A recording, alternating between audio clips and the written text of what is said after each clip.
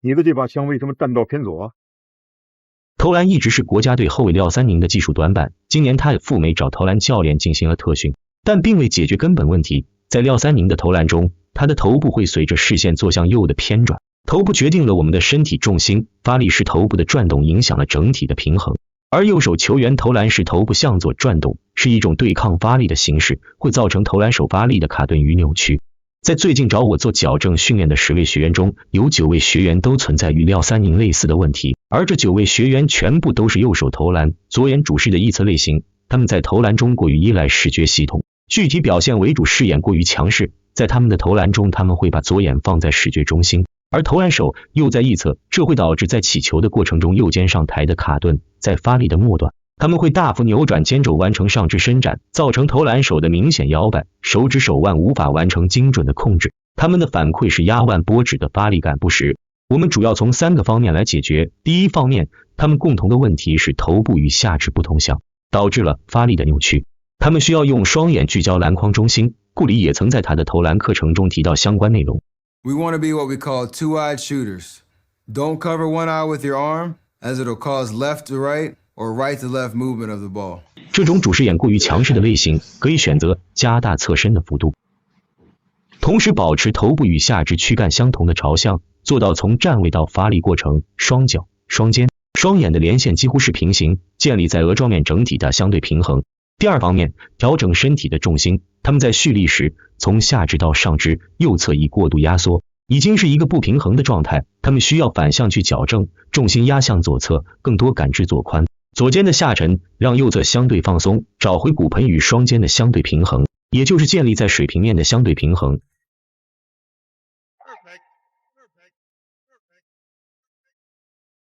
第三方面，他们都有一个共同点，在蓄力阶段投篮手的肩肘过度收缩，在发力时出现紧张卡顿，这里需要他们相对放松的持球，投篮手侧打开肩肘，让投篮手侧更加放松，这能更流畅地完成起球到出手的轨迹。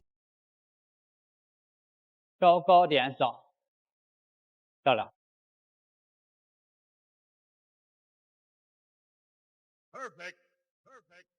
近日麦凯伦在比赛中受伤，左腿膝关节外侧半月板撕裂，赛季报销。而在他的投篮中一直埋藏着这样的伤病隐患，这也是在广大球友中很常见的问题。整体来看，麦凯伦的下肢发力结构存在问题，在他下肢的蓄力与发力中，膝关节参与的比重偏多，在他投篮准备时，他习惯偏宽的站位，双脚呈外八站位，在他蹬身时，膝关节会向内收，脚尖依然呈外八走向，膝盖与脚尖的不同向会在膝关节产生剪切力。他在比赛中同样也是起跳落地时膝盖与脚尖不同向，形成膝关节处过大的剪切力，最终造成膝关节外侧半月板撕裂。同时在投篮中，这种脚外八、膝内扣的结构会造成他的足外翻，让他的整个足弓向下塌陷。在蹬身的过程中，足弓的支撑不足，膝关节负荷偏多，蹬身速度与力量传导都会大打折扣。我们再看左侧库里内八的这种结构下，脚尖和膝盖的朝向是一致的，并不会形成大家普遍认知中的膝盖内扣，在做内旋的反而是他的髋关节，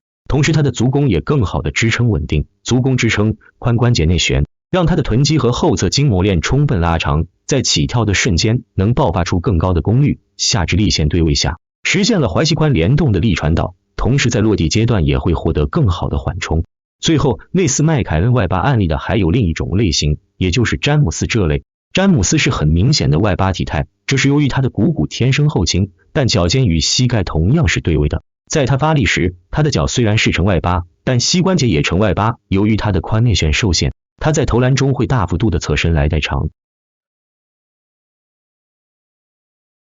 这是让库里都频繁失误、反复复盘的投篮脚步，也是大多数人投篮衔接的一个痛点。从左向右的跑动，在球场的右侧衔接投篮，这也是让防守比较难受的进攻方式。在库里的日常投篮训练中，常在这个环节出现频繁的失误。在本次库里中国行的训练中，他的投篮同样在此环节出现了卡点。首先是问题分析，库里在从左向右的快速移动中，他的右髋是远离篮筐的，要完成投篮，他最终需要把右髋对向篮筐，他习惯1-2步的急停，在停下后内侧脚才开始向篮筐旋转。而外侧脚虽然朝向了篮筐，但右髋仍然滞后，他会在起跳时继续旋转，去完成下肢躯干的对齐。但整体来看，他的髋部在做大幅左旋，而投篮手小臂在做右旋发力，上下肢是同步在做反向的旋转，形成了对抗。导致了库里高频率的出现，投篮手的内撇，投篮的力量与方向都出现了失控。其次是解决方案，第一种方案是继续采用库里习惯的1-2步的急停，在第一步急停时，需要球员内侧脚提前做外旋，来克服向右的惯性，带动左髋转向篮筐，这为外侧脚的内旋发力创造了空间，更好的让右侧的下肢躯干与篮筐对齐，减少在空中的旋转，让上肢更轻松的完成精准控制。在空中会减少一些旋转，对稍微去找对框这个方向，要不然你在空中。对，完全在空中，你的旋转就很难控制了。第二种方案更加高效，是在同样的情景下，使用双脚的垫步急停。使用双脚的垫步，可以缩小身体转动的半径，提高旋转速度，在落地时就能达到右髋指向篮筐，落地以及起跳的稳定性大幅提高，同时双脚前脚掌的制动及启动，整体的发力效率也更高。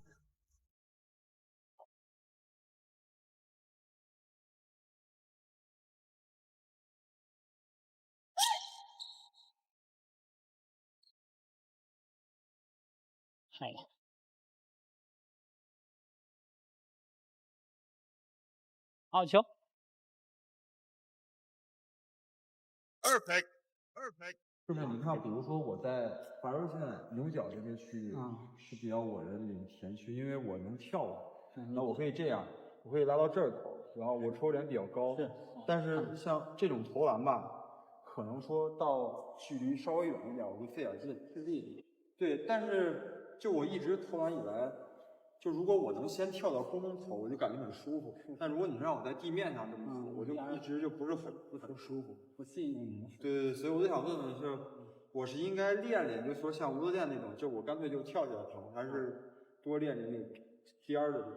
其实这种两种模式，完全不冲突。你的一段是发力流畅之下，你呢两段是能衔接的更流畅。因为我做过一期视频，就是其实库里跟科比的他这种发力是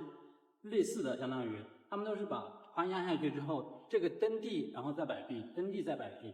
你的话可能更多手会先起来一些。对，我有时候投的时候，我也感觉我的肩膀上肢会比较僵，但是尤其3分吧，2分的话就不会有。2分我会觉得，当我过平衡的时候，我这个力转化的很好，然后我上肢就很松，然后顺着这个劲儿就出去。但是到这儿我不知道为什么，我觉得我这个力就是有时候下面会上不来，更多的是上肢在挺。上肢挺腰界再长这一项目。对，我经常会拿，我之前有一段时间投篮甚至有点就是弓背这一项。你和无责健的区别就是，他们两个都是相对低肘，你是高肘。高肘这种已经很少了。就是他能衔接，我说他低肘能衔接，他能举高，在中距离他能举起来，但不是向后拉的，他是往上举的。你是往后拉一点，像肘你起球的话更多是你肩膀往外带。对，然后肘就一下就定到这里。如果你能把肘位像九哥跟你说的那种低肘能衔接起来，你也一样能跳起来。但是你有可能就是你的胸椎受限，你就会去挺腰去带长这个空间。相当于你急停的时候，其实这个脚看往前走了，然后你的起球空间就有了，就不用去挺腰了，就顺着这儿低肘，这个低肘位一样的可以去后仰。那这个低肘跟高肘有什么区别？区别很大。你这样发力，就是低的话，你会往上在肘会再往上顶这一下。对，就把下肢的力量向上传导。相当于就垂直向上这一下。如果你是高肘的话，更多是前后。对，那有没有可能，比如说我跳得够高，然后出手点高，对我来说，我只用就是往前甩的话，你可能长2分或者中距离比较稳定，到3分就有点吃力了。就是这个意思。比如说1打1，你要是这么投，一般不太好投，因为别人会就是你只能前接撤步。其实你的手伸到这里，他起球的话就是往后收的，不是往外抡。他把大臂，比如重点你和九哥那天拉的区别就是大臂的问题。九哥起来就是大臂收住，你是大臂一下就打开，已经没有这个发力角度了，相当于这里就会更多腰去带长这个角度去投篮。那我怎么改？还是就是他所谓的拉，就是把这个就是大臂收住，跟躯干相当于大臂跟躯干一个整体去伸展。我们相当于沉下来之后，这个大臂跟躯干一起去向上走。对，这一下。那你这样不会觉得就很紧？你紧张的话，你就是因为你的起球路径不一样，起球你这样的话就会带一些侧身了，侧身到就沿着身体弓线在走了有点，你更多是往外抡，就是沿右手，这个会扳起来，然后在这里才去震。如果我们侧身内收之下，在这里就震了，在这里就能震了，就能出手了这一下。相当于你的大臂跟你的躯干一起走，你提前做的比较分离，对，一起走。麦迪也是这个模式，麦迪它起来是这样，而不是科比的高手。